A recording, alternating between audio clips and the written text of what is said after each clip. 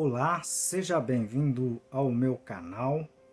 Nós criamos esse canal para passar informações técnicas numa linguagem mais simples para que todo mundo consiga entender, tá, o que a gente está falando aqui.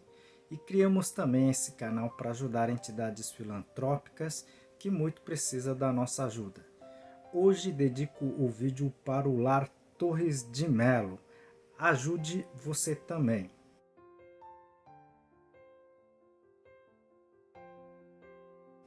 Ajude também o nosso canal, clique no joinha, no like, tá? Compartilhe esse vídeo e inscreva-se no canal, isso ajuda muito o nosso trabalho. Hoje vamos falar um pouquinho de materiais alternativos para a confecção de substrato.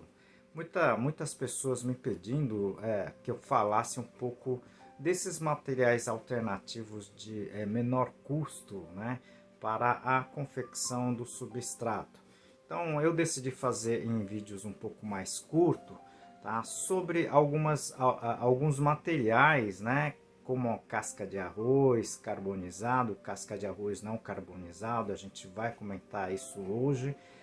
Eu vou postar aqui uma seção, tá, de alternativas, né, de materiais de custos, né, mais baixos, para que todo mundo consiga fazer um substrato, tá, de menor custo, né, para o cultivo de plantas em vaso.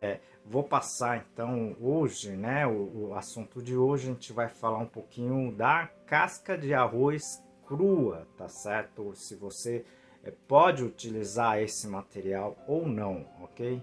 Então fica até o final do vídeo, a gente vai passar aqui algumas informações bem rápido, tá? Para que vocês entendam e possam utilizar esse material, ok?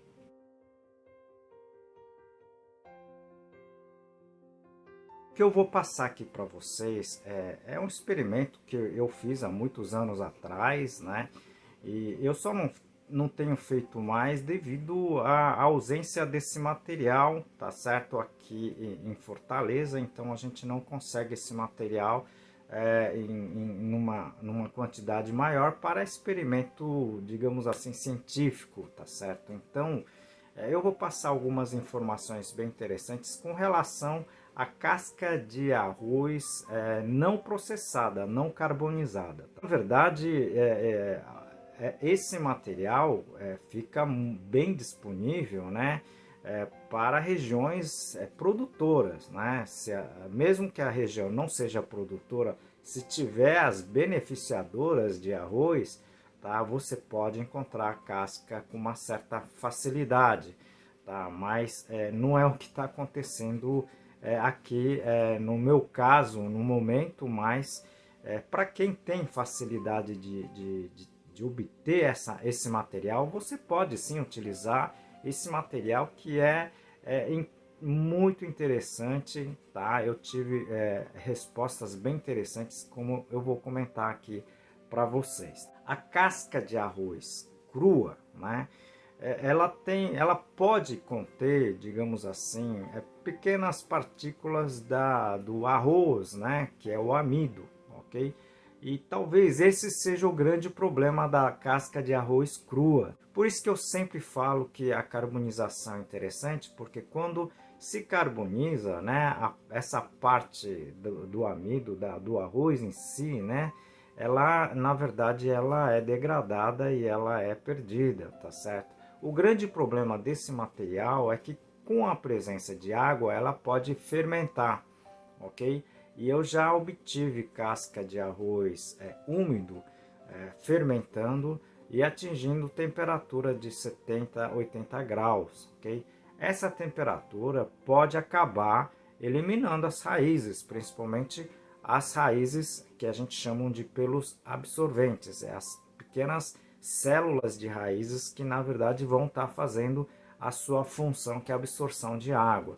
E com essa temperatura ela acaba sendo destruída e você acaba tendo, digamos assim, problemas no seu sistema radicular, inclusive na absorção de água, e muitos acabam, né, muitas células das raízes acabam morrendo, tá? Então é por isso que a gente indica a carbonização. Mas quem não quiser carbonizar, pode sim fazer essa fermentação anterior antes do uso, ok? Isso é possível também. Essa possibilidade existe, tá certo? Eu já vi algumas pessoas comentarem aqui que deixam a casca de arroz crua em água durante um certo tempo, tá? Mas você simplesmente pode deixar úmida, tá certo? Ou você umedece esse material e coloca um saco, né, por cima só para manter a umidade. E isso vai fazer com que haja aceleração dessa fermentação, vocês estão entendendo?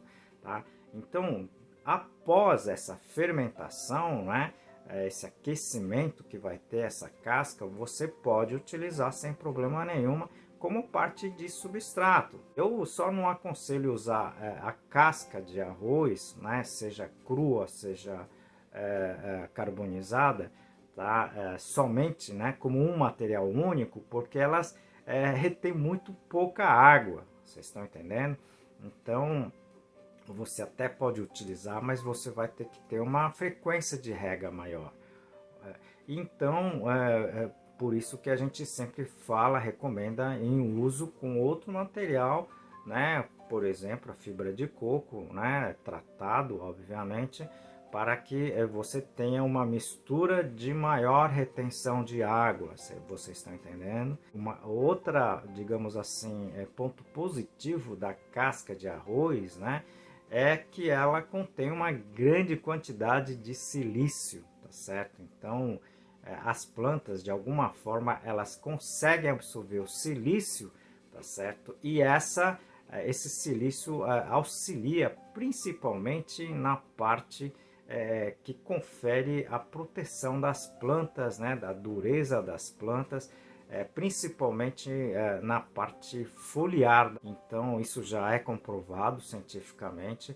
Então, esse é a grande vantagem do silício. Eu mesmo já trabalhei com a casca de arroz em proporções maiores, né, num sistema produtivo de orquídeas, tá? E a gente observou, né, a menor porcentagem de manchas, né, na folha.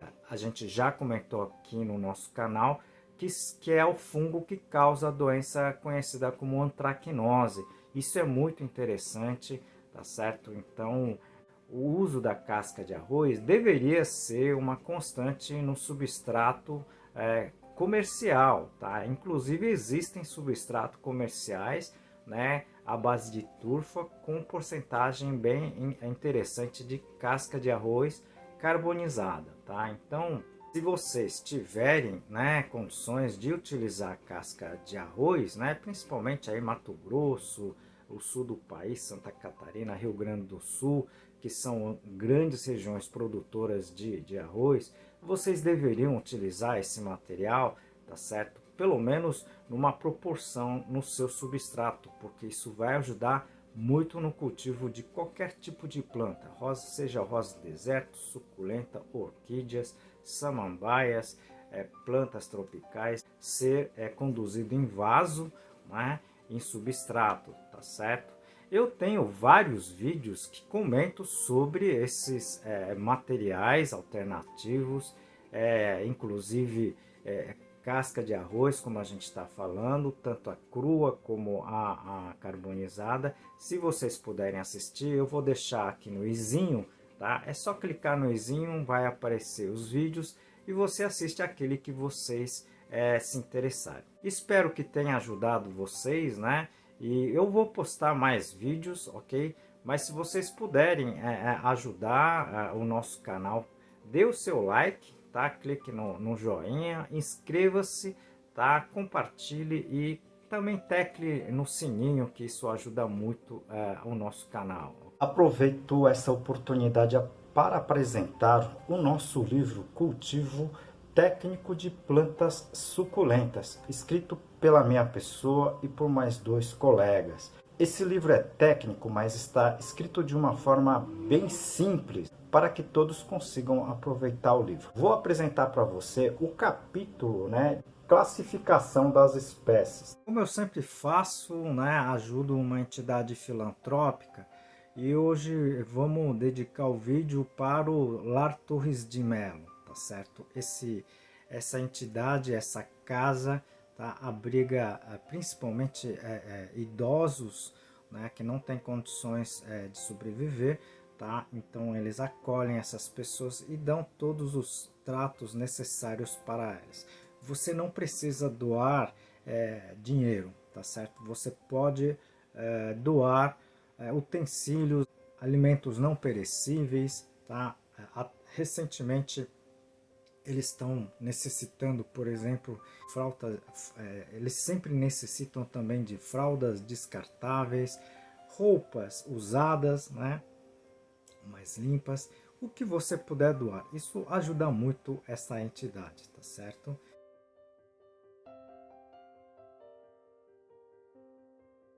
E também peço, né, por final, um apoio, seu apoio para o nosso canal, clicando no joinha, tá certo? Compartilhando esse vídeo, porque assim ajuda não só o meu canal, mas como as entidades também, tá? E inscrevendo, isso é muito importante para a gente continuar trabalhando e passando essas informações interessantes para todo mundo, ok? Eu conto com você. Até o próximo vídeo.